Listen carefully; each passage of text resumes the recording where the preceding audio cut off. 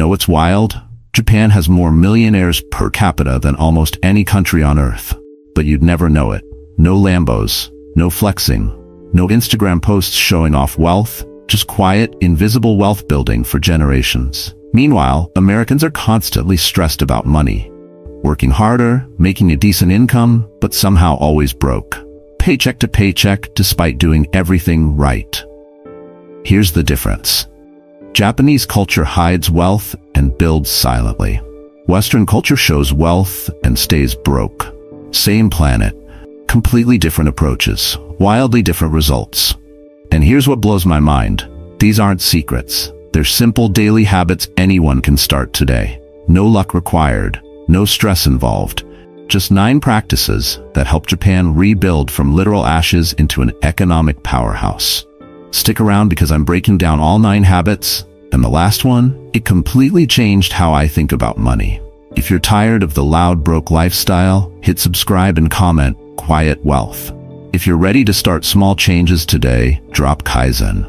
Now let me show you the first habit that changed my entire relationship with money. Number 1. Kakeibo, the Mindful Money Journal. Alright, first habit. It's called Kakeibo, and it's been around since 1904. Basically, it's a household financial ledger where you write down every single expense. By hand. Yeah, I know what you're thinking. There's an app for that. But here's the thing. There's something about writing it down that hits different. Most Americans have no idea where their money goes. Seriously. Ask someone where their paycheck went, and you'll get, I don't know, it just disappeared. Subscriptions they forgot about. Impulse purchases that seemed small. DoorDash orders that add up to more than their rent. The money vanishes into a black hole. Kakeibo forces you to face reality. You write every purchase in 4 categories. Survival stuff like rent and groceries. Optional stuff like that streaming service you haven't used in 6 months. Culture stuff like books and experiences. And extra stuff, which is basically, why did I buy this? Studies show people who write down their expenses spend 15 to 20% less automatically. Not because they're restricting themselves, because they're aware. There's an ancient saying, the palest ink is better than the best memory. When you write it, you see it. When you see it, you can't unsee it. And that's when you change it. This isn't about feeling guilty or depriving yourself. It's about consciousness. You're not becoming a penny pincher. You're becoming aware of unconscious spending. That's a massive difference. Kakeibo asks 4 simple questions. How much money do I have? How much do I want to save? How much am I spending? And here's the big one. How can I improve? Not how can I be perfect? How can I improve? That's the whole game. Here's what you do. Tonight, buy a small notebook. Not fancy, just a notebook. Don't use an app. The act of physically writing matters. For the next 30 days, write down every single purchase. Everything. The coffee, the parking, the random Amazon order at 2 a.m. Categorize it into those 4 buckets. Review it weekly. Here's a story that'll hit home. A woman I know started Kakeibo after years of where did my money go? First month, she discovered $400 going to subscriptions she completely forgot about. Another $300 on impulse coffee and lunches. $200 on apps and digital purchases she didn't even remember downloading. She didn't cancel everything immediately. She just became aware. 6 months later, $4,000 saved without feeling deprived. A year later, $10,000 emergency fund. Same income, different awareness. Awareness is the first step to wealth. You can't fix what you can't see. Write it down, see the truth, and change the pattern naturally. But that's just tracking spending. What I'm about to say is what makes the real difference. Because seeing where money goes is step 1. Step 2 is about stopping the leak. Most people don't even notice. Number 2, Mottainai, the art of no waste. So let's talk about waste. Americans waste 30 to 40% of the food they buy. Let that sink in. You're working hard for money, buying groceries, and then throwing nearly half of it in the trash. That's not a food problem, that's a wealth problem. Then there are clothes. Wear something once or twice, donate it, or throw it away. Something breaks? It's cheap, I'll just buy new. This disposable everything mentality is a wealth leak nobody talks about. But the Japanese, they have a word for it, Mottainai. There's no perfect English translation, but it basically means regret over waste and respect for resources. It's not just environmental, it's deeply financial. Every grain of rice matters. Every item has inherent worth. Wasting something is disrespecting both the resource and your money. This comes from Buddhist philosophy. Everything has value. When you waste something, you're not just throwing away an item. You're throwing away the money you worked for, the resources that created it, and the potential use it still had. Nobel Prize winner Wangari Maathai actually popularized this term globally, calling it the spirit of Mottainai. Here's the math people don't do. $5 meal you didn't eat, that's $5 burned. $50 shirt worn once, $50 wasted. Add up your monthly waste: food, clothes, items replaced that could have been repaired. Most people, hundreds of dollars monthly, literally in the trash. The Japanese approach is simple. Buy quality, use completely. One good item used 100 times beats 10 cheap items used once each. Maintenance over replacement. Creativity and repurposing. It's not about being cheap, it's about respecting what you have. Here's what you do this week. Before buying anything, ask, will I use this completely? Before throwing anything away, ask, can this be repaired, repurposed, or donated? For a food meal plan, use leftovers and actually eat what you buy. For clothes, wear what you own at least 30 times before buying new. For items, repair first, replace last. Now calculate your monthly waste. Food you threw away, purchases sitting unused in your closet with tags still on, items you replaced that could have been fixed. That number? That's your wealth leak. Plug it. Guy I know cleaned out his garage and found $2,000 worth of tools he bought and never used. The closet had $3,000 in clothes with tags still attached. Kitchen gadgets unopened. Total waste?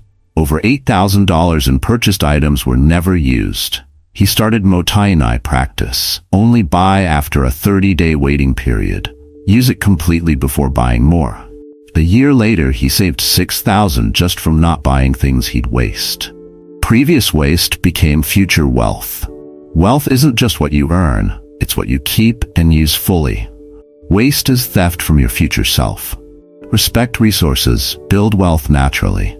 Wait, there's something you need to pay attention to. Because avoiding waste saves money, but this next habit, it actually creates money through tiny daily actions you won't even notice. Number 3, Kaizen, small daily improvements. Here's where Americans get it completely wrong. We want overnight success, the dramatic transformation. I'm going to completely change my life starting Monday. And then Monday comes, we try to do everything at once, burn out by Wednesday, and we're back to the same habits by Friday. Sound familiar? The Japanese have a different approach. It's called Kaizen, continuous small improvement. This isn't some trendy self-help concept. This is the philosophy that made Toyota the world's most valuable car company. This is how post-World War II Japan rebuilt an entire economy from literal rubble. Not with massive dramatic changes. With tiny improvements, daily, forever. Here's the math that'll blow your mind. If you get 1% better every single day, you're not just 1% better at the end of the year. You're 37 times better. Compound improvement. But here's the flip side. If you get 1% worse daily, you're nearly at 0 by year's end. Small changes aren't small. They're everything. James Clear popularized this in Atomic Habits, but he straight up borrowed it from Japanese Kaizen philosophy. The guy didn't invent anything. He just translated ancient wisdom for Americans who think we need to reinvent the wheel. Applied to money, this is ridiculously simple. Save $5 more today than yesterday. Cut one unnecessary subscription this week. Increase your income by a tiny amount monthly. Automate one financial task. That's it. Not dramatic, not overwhelming, not temporary, just sustainable tiny improvements. Here's your Kaizen money practice. Week 1, save $10 automatically, not 100, not 50, 10. Week 2, make it 15. Week 3, 20. Increase $5 weekly until it becomes completely normal. Start so small you literally cannot fail. One tiny habit example. Make coffee at home instead of buying it. $5 daily times 365 days equals $1,825 yearly. Invest that at 8% for 20 years. You've got $91,000. One tiny change equals 6 figures. Tell me small changes don't matter. The woman I know couldn't save enough, so she saved nothing. 0. Started Kaizen with $1 daily. Week 1, she had $7 saved. That's nothing, she thought. But she kept going. Month 1, $30. Month 6, she'd built up to $10 daily. Year 1, $2,500 saved. Year 2, increased to $15 daily. 5 years later, $35,000 emergency fund. Started with a single dollar. Kaizen compounded it into financial security. Tiny changes sustained beat massive changes abandoned every single time. Progress isn't perfection. Better beats perfect. Start small, stay consistent, watch it compound. But that's just the mechanics of improvement. Here's what drives those improvements. Because without purpose behind the actions, nothing sticks. Number 4. Ikigai, purpose-driven work. Let's talk about why Americans are broke despite working 40+ hours weekly. Most people work jobs they absolutely hate, just for the paycheck. No fulfillment. High stress, counting down to Friday, starting Monday morning, then spending all weekend dreading Monday. That's not living. That's slow death with a 401k. And here's the kicker. When you hate your work, you spend money to cope. Retail therapy, expensive vacations to escape. Stress eating, going out constantly because home reminds you that tomorrow is Monday. The golden handcuffs get tighter. You can't leave because your lifestyle requires the income. You're trapped. The Japanese have this concept called Ikigai, your reason for being. It's the intersection of 4 things: what you love, what you're good at, what the world needs, and what you can be paid for. When all 4 overlap, that's your Ikigai. That's why you get up in the morning. In Okinawa, one of the world's blue zones where people live past 100 regularly, they don't even have a word for retirement. You don't retire from your Ikigai. You do it until you die. Happily. And here's what's crazy. Studies show people with purpose spend way less on coping mechanisms. When you love Monday, you don't need retail therapy to survive it. Let me paint 2 pictures. Wrong path, high-paying job you hate. You earn well. You hate Monday through Friday. You spend money to cope with the stress. You never have enough to quit because your lifestyle matches your income. You're trapped in a well-paid prison. Right path, Ikigai-aligned work. Maybe you earn less initially, but you love the work. You don't need to cope spend because there's nothing to cope with. Lower stress means less stress spending. You build wealth from satisfaction, not consumption. Here's how you find your Ikigai. What do you love doing? What are you naturally good at? What does the world actually need? And what can pay you? The overlap is your answer. Start a side hustle in that area. Build it while keeping your day job. Transition when you're ready. Guy I know made $80,000 in corporate, hated every second. Retail therapy every weekend, $500+ monthly. Vacations to escape, $5,000 yearly. Stress eating, another $300 monthly. Total coping costs, over $11,000 yearly. Found his Ikigai teaching part-time. Made $45,000 first year. Coping spending dropped to nearly 0. Lived happier on way less. Year 3, making $60,000 doing what he loved, saving $15,000 yearly. Previous life, made $80,000, saved nothing, miserable daily. Purpose reduces spending. When you love Monday, you don't need to medicate the pain with purchases. Fulfillment is cheaper than coping. Do you see anything unusual? The answer is right here, because purpose-driven work reduces stress and spending. But Japanese philosophy goes even deeper into finding beauty in what you already have. Number 5. Wabi-Sabi, embracing imperfection. Here's what social media has done to us. We scroll through perfectly curated lives. Perfect houses, perfect cars, perfect everything. And then we look at our own lives and think, not good enough. So what do? We spend endless renovations, upgrading cars that run perfectly fine, replacing furniture that's still functional, chasing this Instagram-worthy perfection that doesn't even exist in real life. The Japanese have a completely opposite philosophy. It's called Wabi-Sabi, finding beauty in imperfection. Aged wood has character. Cracked pottery tells a story. Simple, imperfect, incomplete. That's where real beauty lives. It comes from Zen Buddhism and traditional tea ceremonies, where a simple, slightly imperfect bowl is considered more valuable than an ornate, perfect one. Applied to your stuff? Game changer. You don't need a perfect house. You don't need the newest car. You don't need a flawless wardrobe. What do you have? It's enough. That scratch on your table isn't a flaw. It's character. That older car isn't an embarrassment. It's a reliable friend with history. That simple house isn't inadequate. It's enough. Let me show you the contrast.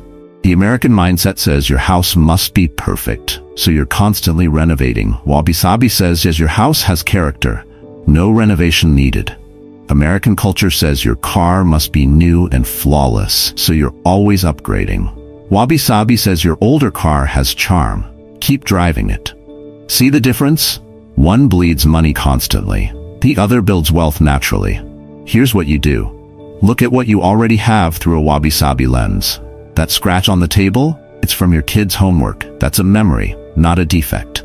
That faded paint? It shows your house is lived in and loved. That older car? It's proven reliable. That's valuable. Stop upgrading things that don't need upgrading.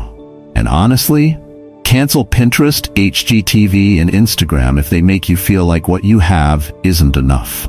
Comparison is the thief of contentment, and contentment is literally the foundation of wealth. A couple I know spent $30,000 on a kitchen renovation because theirs was outdated. Finished it, looked at their neighbor's new kitchen, felt outdated again. Spent another $15,000 on updates. Still not satisfied. Total burned? $45,000. Then they discovered Wabi-Sabi. Our kitchen works perfectly. The wear shows it's lived in. The imperfection is character. Stopped renovating completely. That 45 grand invested, it would be 120,000 in 20 years. They chose acceptance over perfection. Built wealth instead of chasing impossible standards. Perfection is expensive. Contentment is wealth. The pursuit of flawless is the enemy of financial freedom. What you have is enough. Find the beauty there. Stop spending there. But accepting enough stops the bleeding. What's behind it is what will startle people, because there's a Japanese health habit that accidentally builds wealth while making you healthier. Number 6, Hara Hachi Bu, the 80% rule. Alright, let's talk about American portion sizes. They're absolutely ridiculous. We eat until we're stuffed, uncomfortable, unbuttoning our pants at the table. We consume everything in front of us because I paid for it. Meanwhile, we're spending a fortune on food, feeling terrible, and creating health problems that cost even more money. It's expensive in multiple ways. The people of Okinawa, who happen to be the longest-lived people on Earth, have this practice called Hara Hachi Bu. It means eat until 80% full. You stop before you're completely stuffed. Just comfortably satisfied. Not still hungry, not uncomfortably full, just enough. Science backs this up. Eating 80% naturally reduces your food costs by 20%. Better health means lower medical bills down the road. Less consumption means less spending, and living longer? You compound wealth for more years. It's a financial win across the board. But here's where it gets really interesting. You can apply this 80% rule to everything, not just food. You don't need 100% of your wants satisfied. 80% satisfaction equals 100% enough. And that 20% gap between what you want and what you actually need, that's where wealth lives. Financial Hara Hachi Bu looks like this. Don't spend your entire paycheck. Leave 20% untouched. Live on 80, save 20. It creates automatic wealth building without feeling deprived. You're still satisfying most wants. You're just not chasing that last 20% that costs the most and delivers the least. Here's your action plan. Practice the 80% rule everywhere. Eat smaller portions. Boom, you just saved 20% on food costs. Spend a maximum of 80% of your income. Buy 80% of what you think you need. You'll realize the other 20% was just wants disguised as needs. Stop at 80% satisfied and fight the urge to hit 100. That 20% gap compounds fast. Food budget of $500 monthly becomes $400, save $1,200 yearly.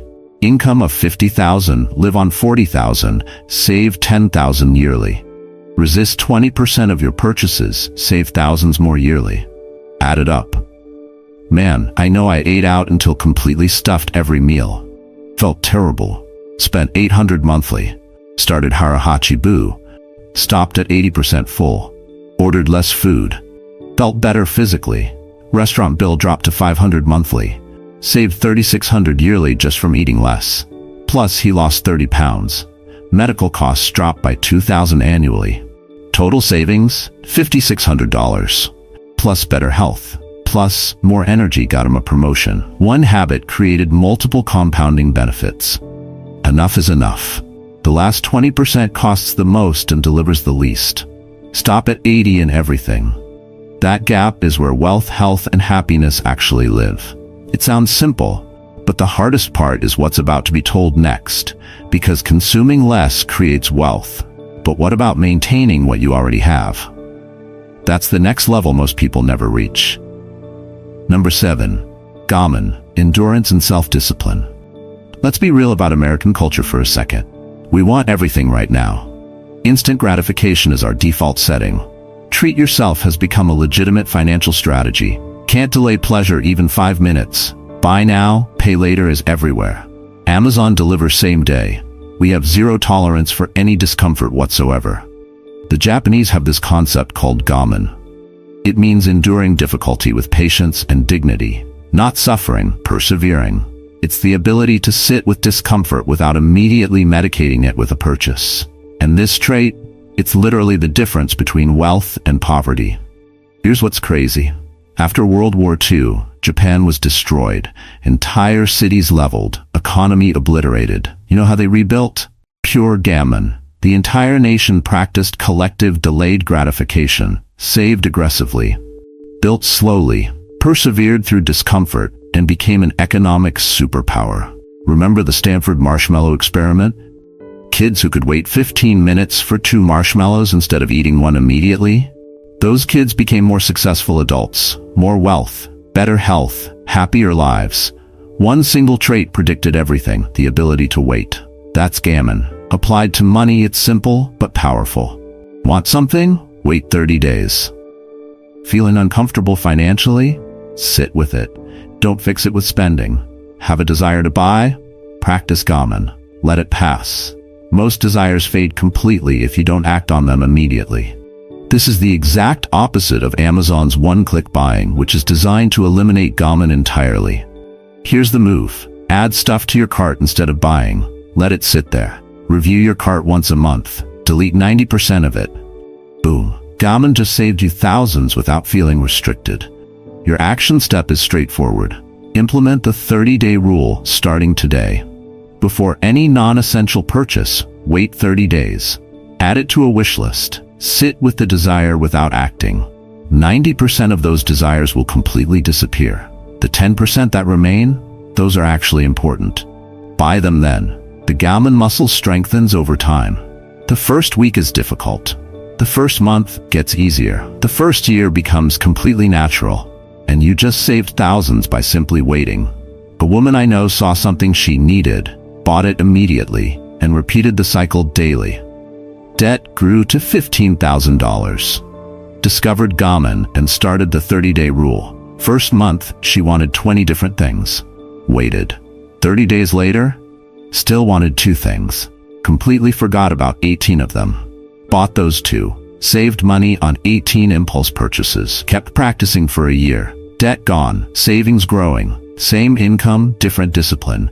Gaman transformed her entire financial life.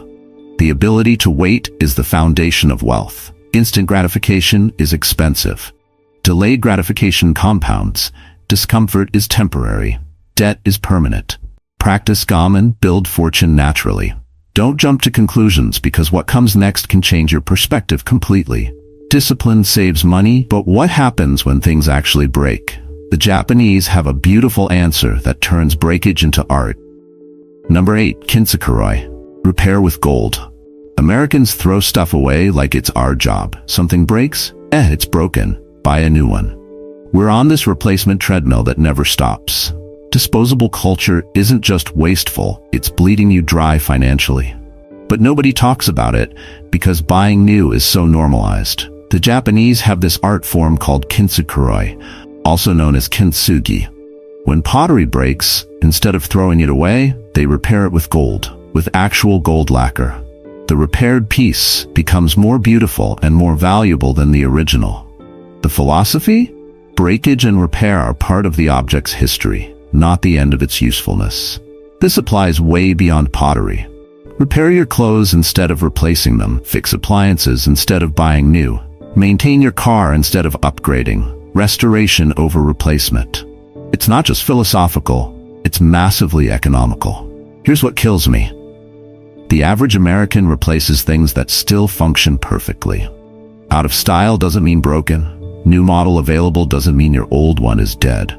Marketing has convinced us to replace ourselves constantly. Japanese culture says use it until it's truly done. Massive financial difference. Let me break down real costs. Repair jeans, $15. New jeans, $60. You just saved $45. Repair an appliance, maybe $100. New appliance, $600. Savings, $500. Maintain your car properly, $2,000 over 5 years. Buy a new car, $40,000. Savings, $38,000. The math is screaming at you. Here's what you do. Something breaks, Google how to repair plus the item. Try DIY first. YouTube University has a course on everything. If it's beyond your skill level, get a repair quote before buying new. Usually, repair costs 20 to 40% of replacement. Choose repaired 90% of the time. No, we calculate your annual replacement spending. How much did you spend on stuff that could have been repaired? That's leaked wealth. Plug that leak, build wealth instead. Man's laptop died. $200 for repair or $1,200 new one. He thought, it's old anyway, might as well upgrade. Bought new. 6 months later, I needed a $300 repair on the new one anyway. Realized he could have repaired the old one twice for the cost of the new. Started practicing Kintsukuroi. Repaired shoes, 40 versus 120 new. Fixed the dryer, 100 versus 800 new. Patched his jacket, 20 versus 200 new. Year of repairs, $400 spent. It would have been $2,000 in replacements. Saved $1,600. Same stuff, better wallet, less waste. Repair celebrates history. Replacement chases perfection. History is cheaper and more beautiful. The broken thing repaired has more character than the perfect thing replaced. Wait, the most important part is in the following story. Because all these habits work together, but there's one final principle that ties everything together and makes it all sustainable.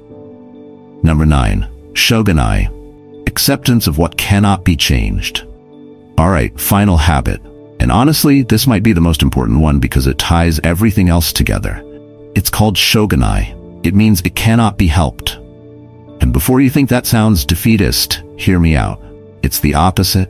It's not giving up. It's strategic acceptance. Americans stress about everything they can't control. The economy, inflation, other people's success, where we started financially, past mistakes. We carry this weight constantly.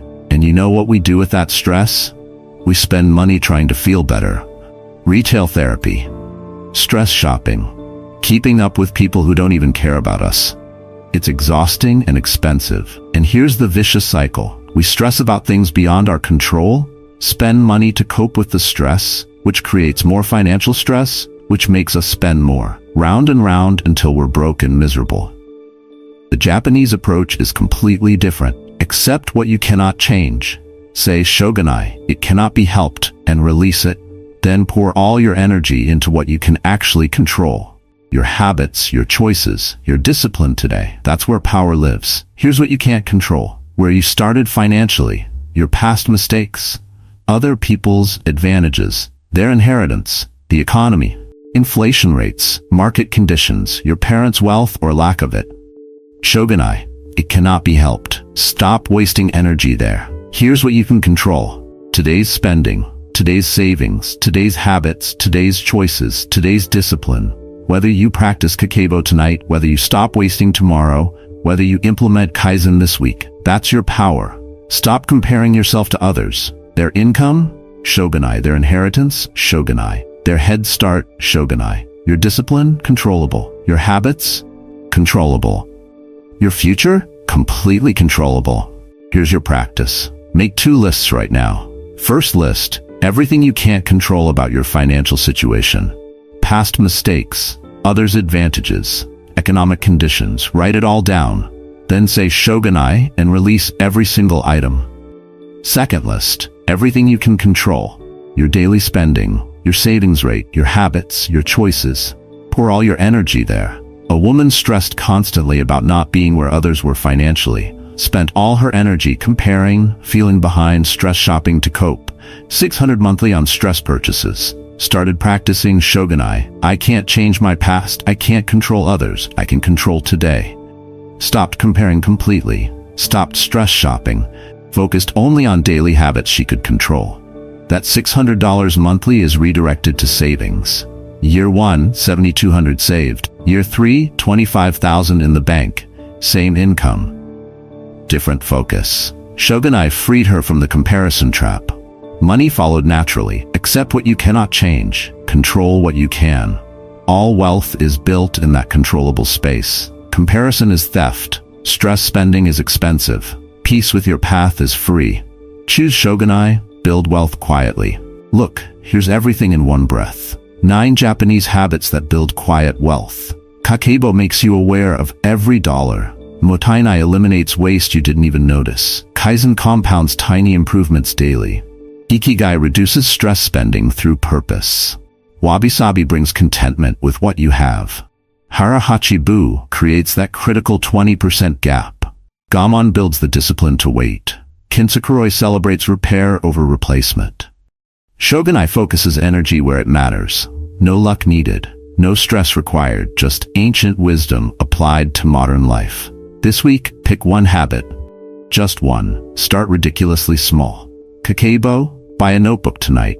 Mottainai, audit your waste this weekend. Kaizen, save $1 today. Don't try all 9 at once. That's the American way and it fails. Master one, add another next month. Comment on which habit you're starting. Type the number 1 through 9. Already doing, if you practice these. Quiet wealth if this is your new path. Hit subscribe if this changed how you see money. Tell me what video you need next. Deeper Kakeibo breakdown, practicing Gaman in Amazon culture, or Kintsukuroi for beginners. Japan built wealth from literal ashes using these habits. You don't need a catastrophe to start. You just need one choice today.